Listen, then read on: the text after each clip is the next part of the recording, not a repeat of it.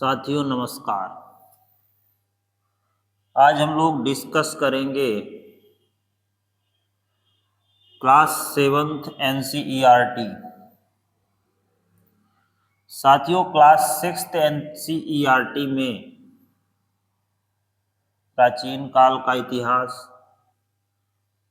वर्णित है, जबकि कक्षा 7 की हिस्ट्री में मध्यकालीन इतिहास 8वीं सदी से 18वीं सदी तक का विस्तृत अध्ययन हमें क्लास 7th में करना होता है। तो चलिए शुरू करते हैं मध्यकालीन इतिहास। साथियों हम इसे मध्यकाल इसलिए कहते हैं क्योंकि यह युग प्राचीन काल से कुछ अलग था।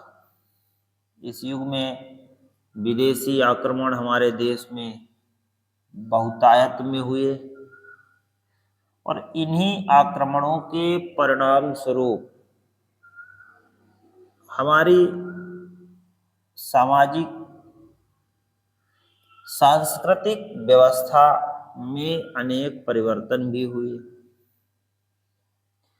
साथियों मध्यकाल की शुरुआत 750 AD के आसपास मानी जाती है, जब पहली बार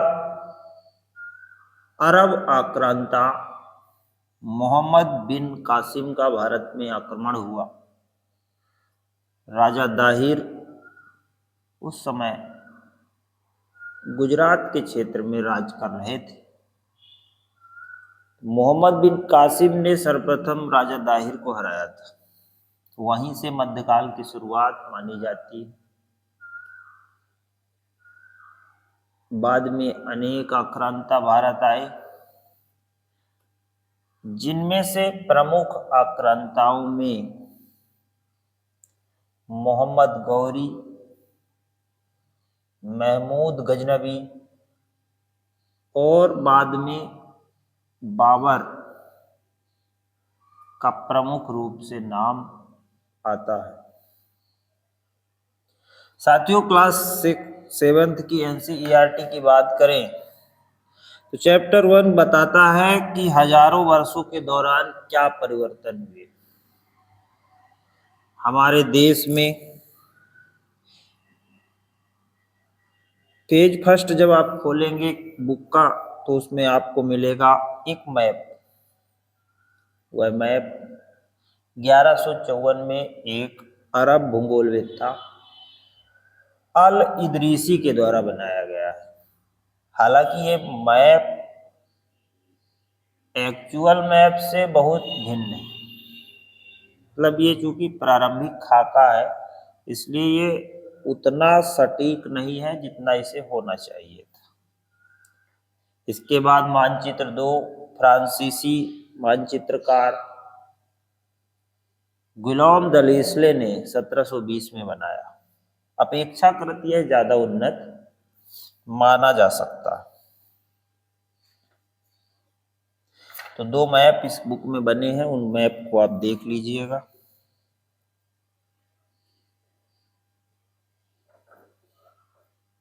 साथियों बात करें जब हम ऐतिहासिक तथ्यों की जानकारी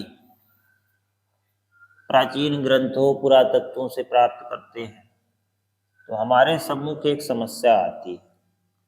वह समस्या यह होती है उस समय जो शब्द प्रयोग किए जा रहे हैं उनके अर्थ और आधुनिक परिवेश में जो शब्द यूज हो रहे हैं उनके अर्थ में अनेक भिन्नताएं आ जाती हैं। जैसे साथियों अगर हम मिनहाज सिराज की पुस्तक में वर्णित हिंदुस्तान की बात करें तो वह एक छोटा क्षेत्र था। दिल्ली, हरियाणा और गंगा का कुछ क्षेत्र इसके अंतर्गत आता था। बाद में हिंदुस्तान का अर्थ बाबर के आने पे बदल गया। जब बाबर भारत में आता है तो उसने ऐतिहासिक तथ्यों को देखते हुए क्षेत्रीय विस्तार तो किया, सांस्कृतिक परिवेश को भी उसने बदलने का प्रयास किया। तो भारत के हिंदुस्तान में यहाँ की जलवायु, वनस्पति, संस्कृति, रीति रिवाज, क्षेत्रीय विस्तार सम्मिलित था। और मिनहाज सिराज के हिंदुस्तान से ये थोड़ा सा विस्तृत था। तो यहाँ हिंदुस्तान शब्द के दो अर्थ बताए गए हैं, अलग अलग दौर के हैं। क्योंकि मिनहाज पहले आया था, बाद में 600 वर्ष बाद बाबर भारत में 1526 में लड़ाई आपको याद ही होगी। इसी प्रकार शब्द विदेशी की अगर बात करें तो पुराने समय में विदेशी शब्द का अर्थ कुछ और होता था, आज उसका अर्थ कुछ अलग है। साथियों, पहले विदेशी का अर्थ होता था अनजान व्यक्ति, अजनबी व्यक्ति।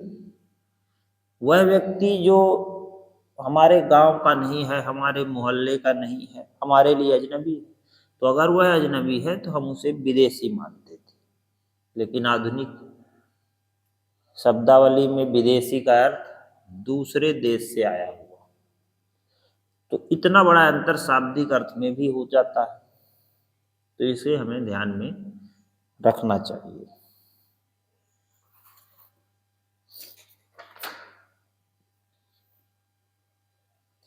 साथियों, पुराने जमाने में चीजों को संग्रहित सुरक्षित रखने के लिए, पांडुलिपियों को व्यवस्थित रखने के लिए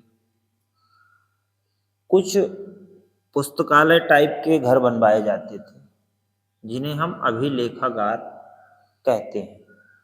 इन घरों में पांडुलिपियों को सुरक्षित रखा जाता था। तो अभिलेखागार एक ऐसा स्थान है जहां पर पांडुलिपियों को सुरक्षित रखा जाता था। साथियों, दो लिपियां जो भारत से हमारे भारत में आई, नस्तलिक और शिकस्त, उनके बारे में थोड़ी सी जिक्र कर लेते हैं।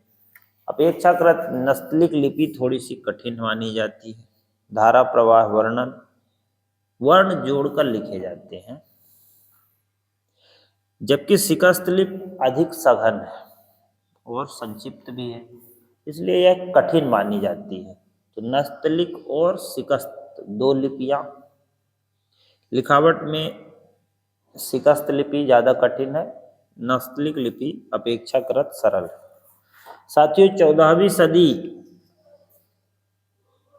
में इतिहासकार जियाउद्दीन बर्नी ने अपना यात्रा वृतांत लिखा। उसके बाद दूसरी जो पुस्तक उसने लिखी 2 वर्ष बाद लिखी। हालांकि वो पुस्तक हमें मिली नहीं, वो पुस्तक हमें इतिहासकारों को 1971 में मिली, एक पुस्तकालय में दबी पड़ी थी।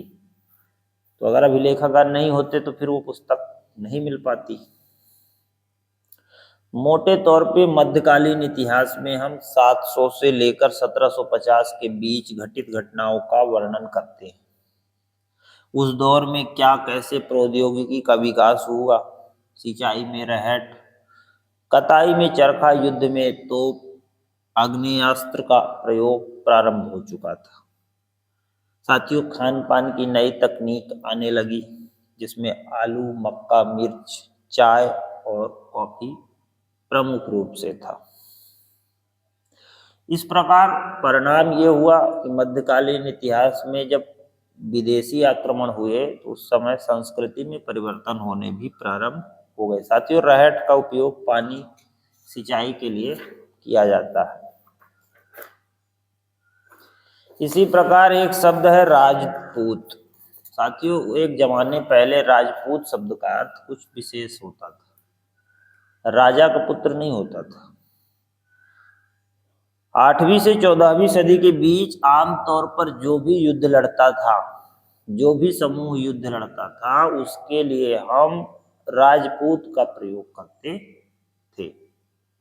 अब राजपूत शब्द के मायने बदल चुके हैं। आज का राजपूत तो जो क्षत्रिय वर्ण में आता है वही होगा, लेकिन उस समय कोई भी वर्ग अगर युद्ध लड़ रहा है तो उसे हम राजपूत की संज्ञा दे देते तो आज के राजपूत और पुराने जमाने के राजपूतों में अंतर है, ये हमें समझना चाहिए। राजनीतिक दृष्टि से कई समाज बटे हुए थे, जैसे मराठा हो गए, सिख हो गए, जाट हो गए, अहोम हो गए, कायस्थ हो गए, लिपिक हो गए, मुंशी हो गए। तो ये सभी अलग अलग वर्गों में बटे हुए समाज माने जाते हैं। इसी प्रकार आगे की पीढ़ी जब आती गई 8वीं 9वीं सदी में, तो दक्षिण भारत में चोल, चेर, पांड्या, पल्लव इनका शासन था, जबकि उत्तरी भारत में तुगलक। दिल्ली सल्तनत काल के बाद विकास प्रारंभ हुआ और आगे फिर मुगल वंश में उन्नति और क्षेत्रीय विस्तार सर्वाधिक देखने को मिलता है। साथियों, मिस्र का एक इतिहासकार है सियाउद्दीन उमरी, उसके पुस्तक का नाम है मसालिक अल अबसर। मसालिक अल अबसर, तो हमें याद रखना है इस पुस्तक को। इसके बाद आगे देखें पुस्तक में, तो कुछ विजय अभियान अमीर खुसरो ने 1318 में बातें कुछ की है। अमीर खुसरो कई भाषाएं जानता था और उसने दिल्ली के आसपास के क्षेत्र में बोली जाने वाली भाषा को हिंदवी कहा। संस्कृत ज्यादातर ब्राह्मणों में ही बोली जाती थी। साथियों, आगे चलकर खिलजी, तुगलक, मुगल राजवंश ने विशाल साम्राज्य विस्तार किए, जिनका अध्ययन हम आगे के चैप्टर्स में करेंगे। संस्कृत ग्रंथों के ज्ञान के कारण समाज में ब्राह्मणों का बड़ा आदर होता था। इनके संरक्षक, मतलब ये लोग संस्कृत के संरक्षक माने जाते थे। नए नए शासक जो प्रतिष्ठा चाहते थे वो इनसे संपर्क करते थे और कुछ विकासात्मक कार्य भी करवाते थे, जिससे समाज खुश रहे। इसी प्रकार कई शासक इस्लाम और विद्वान धर्मशास्त्रियों, न्याय शास्त्रियों, उलेमाओं को संरक्षण देते थे। साथियों, सिया जो मुसलमान सिया होते थे, वो पैगंबर साहब के दामाद अली को प्रमुख नेता मानते थे, जबकि कुछ सुन्नी होते थे जो खलीफाओं के प्रभुत्व को स्वीकार करते थे। तो सिया और सुन्नी के बीच डिफरेंस याद रखिए। भारत में हनफी और सफी ये कुछ इस्लामिक न्याय सिद्धांत माने जाते हैं। साथियों, 19वीं सदी के मध्य में अंग्रेज इतिहासकारों ने भारत के इतिहास को 3 कालखंडों में, 3 प्रमुख भागों में बांटा, जिसमें हिंदू, मुस्लिम और ईसाई या ब्रिटिश। ये विभाजन हालांकि जेम्स मिल का विभाजन है, उतना देखने में तो ठीक है, लेकिन उसके अंदर जो वर्णित विषय है वो उसमें ब्रिटिश सत्ता की चाटुकारिता ज्यादा दिखती है, तो इसलिए हमारे लिए उतना महत्वपूर्ण नहीं है। तो भारतीय इतिहासकारों ने इतिहास को 3 ही भागों में बांटा है, प्राचीन काल, मध्यकाल और आधुनिक काल। तो इस प्रकार से एक जो पहला चैप्टर है कक्षा 7 की हिस्ट्री का, वो कंप्लीट हुआ। साथियों, आपको कैसा लगा आप लोग कमेंट्स में बता सकते हैं। मुख्य बातें मैंने इस चैप्टर से कैप्चर की और आप लोगों तक पहुंचाई। इन्हीं बातों को अगर आप ध्यान रखेंगे तो ये चैप्टर आपके लिए सहायक हो जाएगा और क्वेश्चन आंसर्स आसानी से बन जाएंगे। तो इसलिए आज के लिए इतना ही। धन्यवाद।